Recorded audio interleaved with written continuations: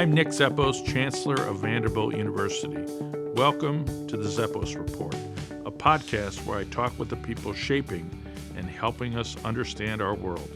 My guest today is Amitav Ghosh, a best-selling author whose work puts Asia at the center of global history, culture, and environmental challenges. His books have been translated into more than 20 languages, and his latest work is entitled The Great Derangement, Climate Change and the Unthinkable. Amitav received a doctorate from Oxford University, and he has taught throughout India and the United States. He was invited to campus by our Asian Studies department to lecture in celebration of our program's 50th anniversary. Amitav, welcome to the Zeppos Report. Thank you, Nick. It's a great pleasure to be here. Thank you for having me. I know that in addition to your talk, you are meeting with various students and faculty members on campus. How do you think the students and the faculty and universities can understand and take steps to educate and talk about and make an impact on climate change? That's a very good question. To me, it's perfectly clear that climate change is the big issue of our times. I mean, it's the one thing which affects every aspect of our lives, and that'll be more and more the case as we go into the future. I mean, if you look even at the year 2017, to speak of the United States, we had Hurricane Harvey hitting Houston, and Houston, of course, is a big university city. Mm-hmm. And it was interesting for me to speak to my friends in Houston at that time because, the University of Houston was affected, Rice was affected. I mean, it was a real catastrophe. Yeah, all the medical, so ways, MD yes. Anderson, University of Texas Health Center. Yes. I mean, it's the fourth biggest devastating. City. Devastated, yes, absolutely. And at the same time, these wildfires in the West, burning near the Getty Museum, near UCLA. So actually, it's an extraordinary thing. I mean, especially if you think of, let's say, Puerto Rico, amazing that 6 months after the hurricane, half the island doesn't have electricity. Hospitals are functioning out of tents. And this is, a part of the most powerful and richest nation on earth, Yeah. So we can already see that climate change is having an enormous impact on everybody's lives. And this is just the beginning. It's going to accelerate. Young people will have to really deal with these consequences, for which actually our generation is responsible. Do you find that the students are engaged in the discussion and kind of understand the trade-off decisions or the choices that they're going to have to make individually and collectively? I think there's a great aversion to thinking about climate change. People don't want to think about it. And in fact, the statistics show that there's less interest in climate change today than 20 years ago, Yeah, that's interesting to me. What do you kind of ascribe that to? Why do you think, that's a little bit dispiriting to think that there's less interest. Why? I think it's, this is the thing that really interests me about climate change is that it really upends so many of our ways of thinking, So, for many years now, we've really taught young people that, things will only get bigger, the economy will only get bigger, you will have more and more stuff forever, the world will produce more and more stuff, and they grow up with that idea. So, on the one hand, that's the sort of underpinning of all of their lives, that they'll always have a bigger cell phone, a bigger car, or whatever. Right. So this other stuff just doesn't fit in that framework. Yeah. So it just gets ignored. Where do you see big differences when you go back to different parts of India and the attitudes about climate change, and then traveling through Europe and then being in the States? Do you see major differences in attitudes and responses in the different countries that you visit and so often split your time with? In India and in Europe, there isn't this phenomenon of climate denial. There's nobody who actually questions Yeah. that climate change is happening or that human beings are responsible for it. But beyond that, uh, are people really taking the sorts of measures that they should take in order to confront, the reality of climate change? The answer is no. And actually, there's a very good book on this subject. It's called Living in Denial. It's by a sociologist her name is Kari Norgard. She's of Norwegian origin, and she went to Norway and lived in a small town there. And did an ethnography of the small town. This town is very rich, it's very highly educated, these people are very well informed, they know about climate change, and climate change is affecting their lives because, it's a resort town, there's skiing and so on, and now there's no snow, so, so they're having trouble with that. But it's so interesting. I mean, the people in this town are active on many political issues, but on climate change, they're completely blank. Yeah. Do you think that there's a certain fatalism, or that's part of the denial, that it's just so big I can't do anything about it, so I might as well enjoy life as it comes at me?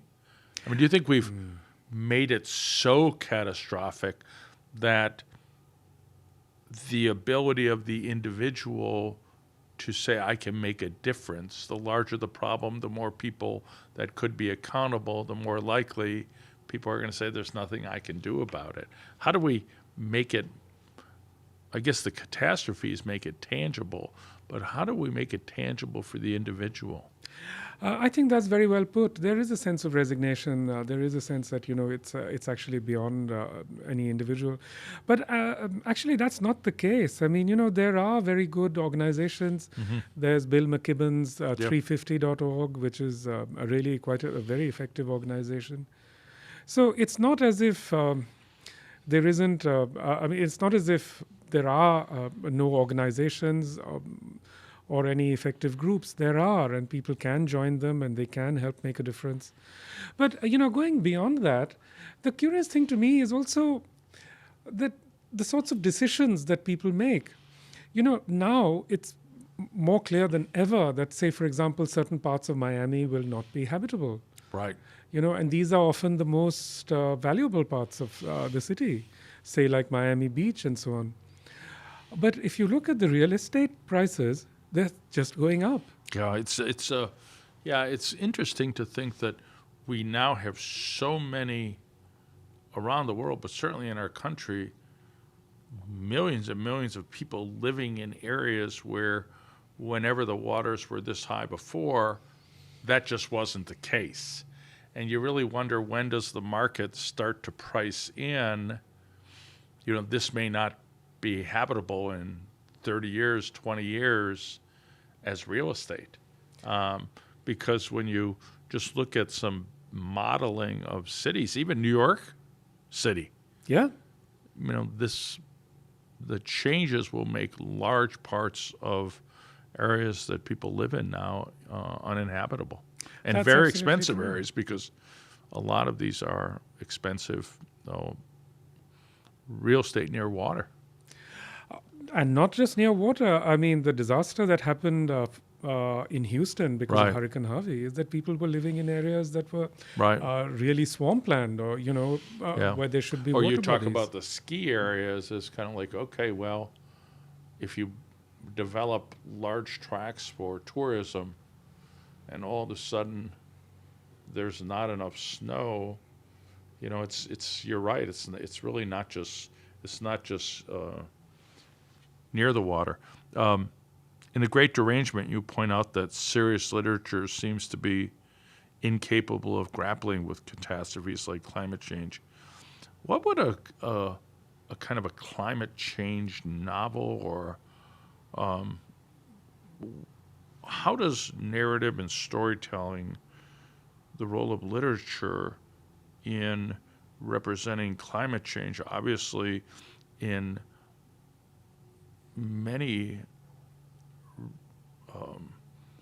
areas of literature, we've talked about nature, we've represented nature, we've represented catastrophes. What does such a body of work look like to you? Well, as you say, in the past, people did. Writers have written Yeah. very powerfully about nature. I think of Steinbeck's Grapes of Wrath as Right. a book about climate change, in a sense. Yeah. Similarly, if you think of Melville's Moby Dick, it's a book that's so much about nature and the world around us.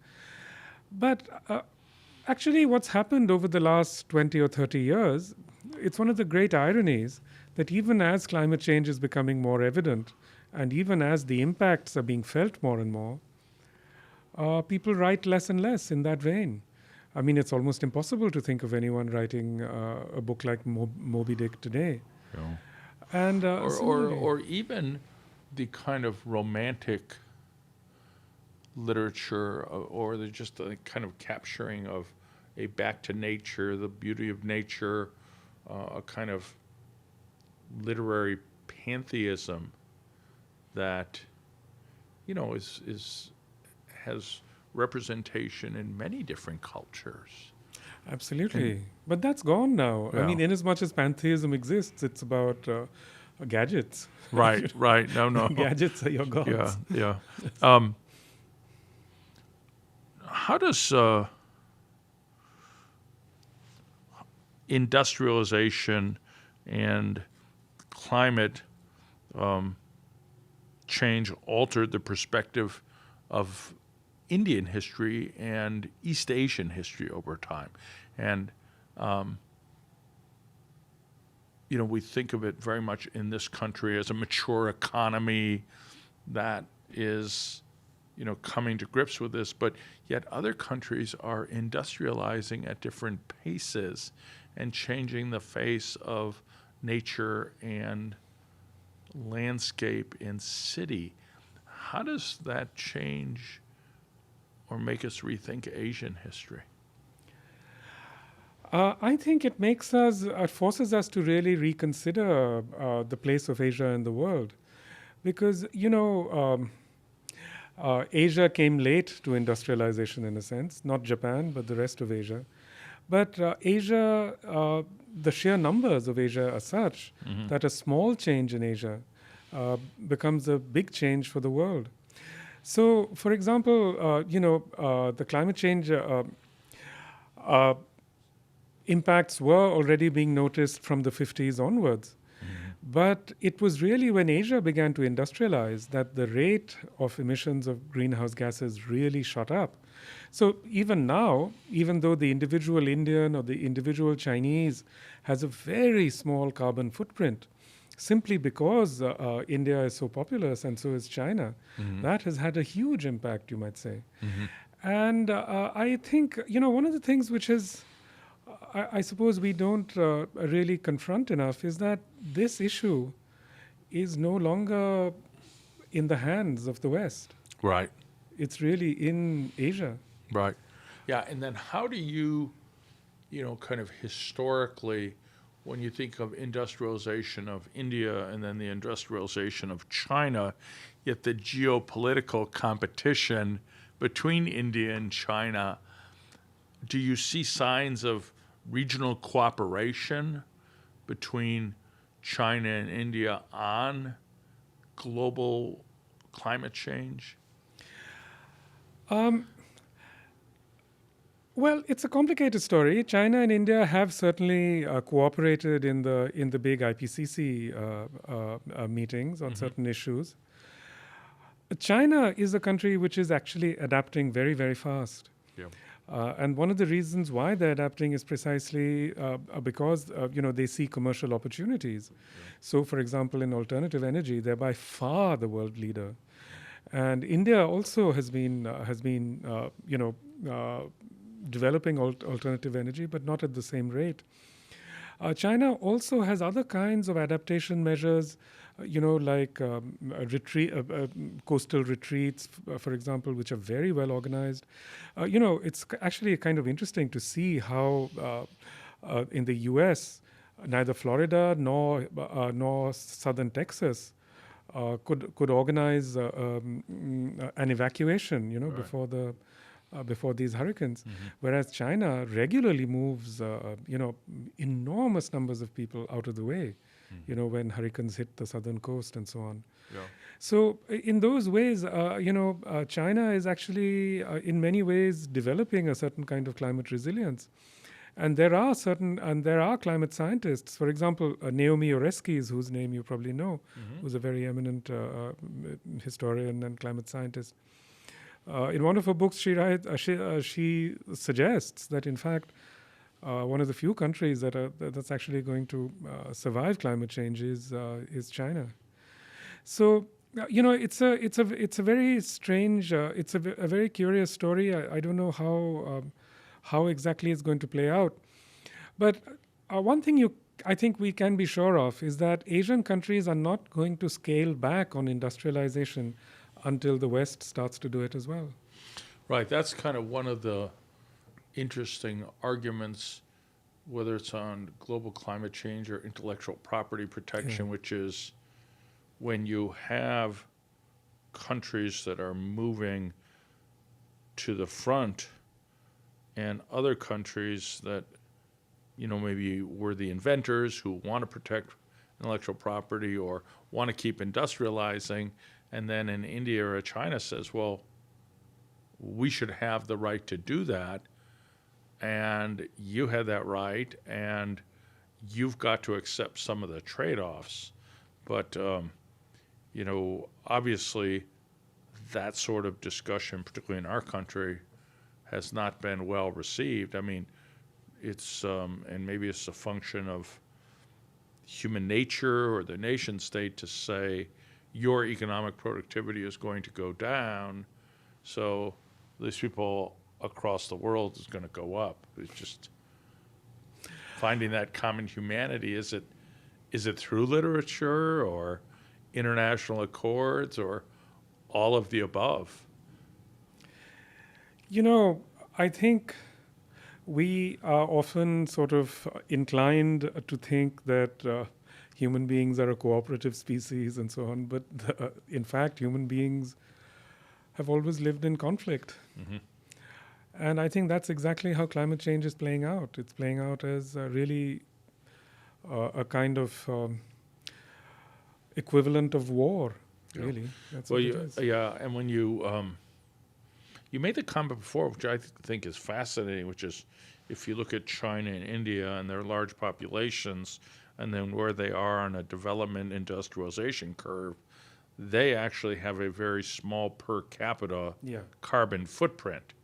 But is one of the concerns or the concern those countries have, Amitav, that, well, we are going to have larger carbon footprints because we are going to increase the standard of living for many people who are without the basic necessities.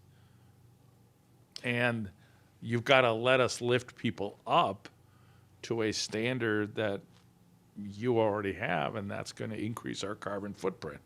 That's exactly the argument. Absolutely. I mean, unfortunately, what we now call development or wealth is really nothing other than carbon. Yeah. It's the same thing. Yeah. It's just based on emissions. It's just based on energy use. So what we call a better life today is really just all about energy. It's all Yeah. about carbon. Yeah, although, like you said, you could see a country like China, and it may be just because of their ability to control things, kind of saying, okay, we're going to own cars, we're going to drive up the quality of life in a consumer way, we're going to have larger cities, but we're going to leapfrog the technology and rely more on alternative energies. That's certainly what they're doing, and I think China will end up with a mix, of energy sources, which is quite different from that of the U.S. But in the first place, one thing we should not forget is that, solar energy, wind energy, it also requires the use of a lot of materials and a lot of, in order to build a windmill, you need a lot of steel, you need a lot of cement. Cement is the second most polluting thing on the planet after fossil fuels. So it's not as if those things don't have any kind of environmental impact. And into the foreseeable future, really, it's hard to see that fossil fuel use is going to disappear. So that's really the kind of, as you say, the dispiriting part, because actually what we need is a scaling back of our lives.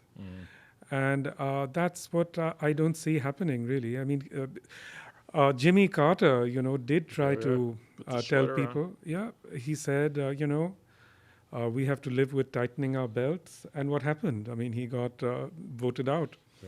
So today in the world, it's very hard to see any politician who's actually going to go up before their electorate and say, okay, now we're going to lead smaller lives. Or have a carbon tax. Yeah, well, that's actually what we need. Yeah. Well, you see this from multiple perspectives, and you spend time in Calcutta. You said your mother is still there. Yes. And then you have a home in Goa. And then, of course, you're in Brooklyn, which has flooding problems when things happen. How do you see each of those cities and areas talking about and dealing with climate change, but also the resources that are given to us? It's interesting that you ask that actually, because my mother's home in Calcutta is it's where I grew up, but I recently discovered that it's in a very flood-prone area. And Calcutta, a large part of Calcutta is actually below sea level. Yeah, right. So if there is a major storm, it'll be catastrophic for Calcutta. So I tried to talk to her about it, and I said, just in terms of safety and in terms of caution, perhaps you should move somewhere else. And she looked at me as if I was mad and said, how can I leave my house and go and live somewhere else? Yeah. I mean, she's in her 80s. And really, that's the issue that we all face. It's inertia. I mean, who's going to give up their house and move somewhere, We are all attached to, we have our attachments, we have our places, and, What, when you look at the research you've done and the connections between the environmental crises in the Indian Ocean and historical conflicts, what are the lessons, what are the experiences we see, and what are the lessons you can take away from, as you mentioned, conflict occurring when resource and pollution come into play? Well, the Indian Ocean has historically been the most important commercial waterway of the world. I mean, the Atlantic overtook it for maybe a century and a half. But simply because the Indian Ocean is, the coasts of the Indian Ocean are so heavily populated. Yeah. The Indian Ocean is inevitably it's a very important sort of waterway. Well, there are so many sorts of impacts that are happening in the Indian Ocean right now. For example, fisheries are collapsing. There are these huge dead zones, which are anoxic zones. Yeah. Those have happened because of, fertilizer flowing into the sea. Right. Then it creates sort of all these blooms, and, all the oxygen is depleted in the water. Fish can't live there. But if you just take one small part of the Indian Ocean, the part that I'm from, the Bay of Bengal, 1/4 of humanity lives on the shores of the Bay of Bengal. Wow, that's incredible. The Bay of Bengal directly supports something at least around 200 million people, with its fisheries, its waterways, etc. Now the fisheries of the Bay of Bengal are really collapsing, and we see already the fallouts of these things because, now fishermen, it often happens in the Indian papers, you'll read Indian fishermen have been captured by the police in Pakistan, Coast Guard in Pakistan. Yeah. Now they've even been captured in Iran. They wander into the territorial waters of Iran and are captured there. And these are fishermen from the East Coast. So they're having to venture further and further afield, so it creates these situations of conflict. One of the most obvious sort of situations of fields of conflict in the Indian Ocean is exactly this Somali area. Japanese, Chinese, European trawlers have overfished those waters to the point where the Somalis literally lost all their sources of protein and nutrition. Apart from that, certain European countries were dumping the radioactive waste off the coast of Africa. So these Somalis were literally driven to take to piracy. And as we know, the Somali piracy has profoundly disrupted shipping in that area. And it's also resulted, in a kind of what you might call deterritorialization, which we already see. America is no longer just within its borders. Right.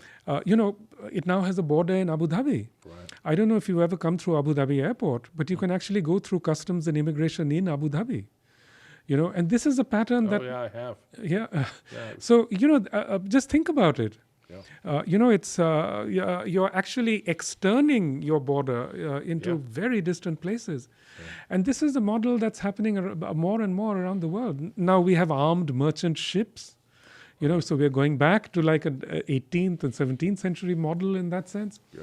So It's interesting how retro the model, maybe we just go back to the old models of arming, having either escorts or arming the ships in a way that, I think is surprising to a lot of people. I also think that you make a great point in the feedback mechanism of, okay, if there's not enough fish that supports our society, we are going to have malnutrition, or we're going to find substitute goods that might not be healthy, or we will raid other parts to get the food that we need. And so the ramifications of the overfishing is just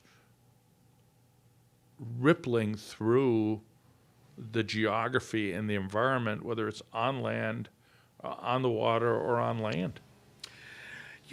Just on the question of fishing, what we have done to the oceans is truly beyond shocking. You think of one of these trawlers. They have nets 12 miles long, 12 kilometers long, These are nets of fairly small mesh. Right. So they go through the water. It's not just that they're catching some fish. Right. They're scooping up entire ecosystems. Right. And all in order for to catch a few fish that they can sell. But the rest of the ecosystem is just thrown out. Right. It's just treated as waste. How can the ocean survive? And there are hundreds of these trawlers. Yeah. Every day they're scooping up just giant chunks of the waters. So obviously these ramifications will be felt elsewhere. And they are being felt, for example, in Europe. As the Sahel in Africa dries up, right, more and more people are now trying to throw themselves across the borders. Right. That's the other thing, which is making clear the linkage between environmental disaster, climate change, and the movement of people to escape what are the consequences of the environmental degradation. And clearly the movement of refugees and the movement of people, even in armed ways, is going to reflect we need to move because it's horrible here and we'll do anything to get out, or On the other side, we need to move. We have a big army, and so we're going to move into your territory and take your land for grazing or your water for fishing. That's already happening in many parts of the world, but I think we see the effects most clearly in Europe. Very large. I've spent last year. I spent a lot of time visiting refugee centers in Italy, especially in Sicily, which is actually facing the bulk of the. And it was very, very interesting, because you can see that a very large number of the migrants are actually from climate-affected areas, Right. Somaliland, and also from the Sahel, Sudan, Sahel, etc. right. Mali, there's that in the first place, and already we can see the politics of Europe have been completely upended. Completely upended. I mean, Brexit, Europe.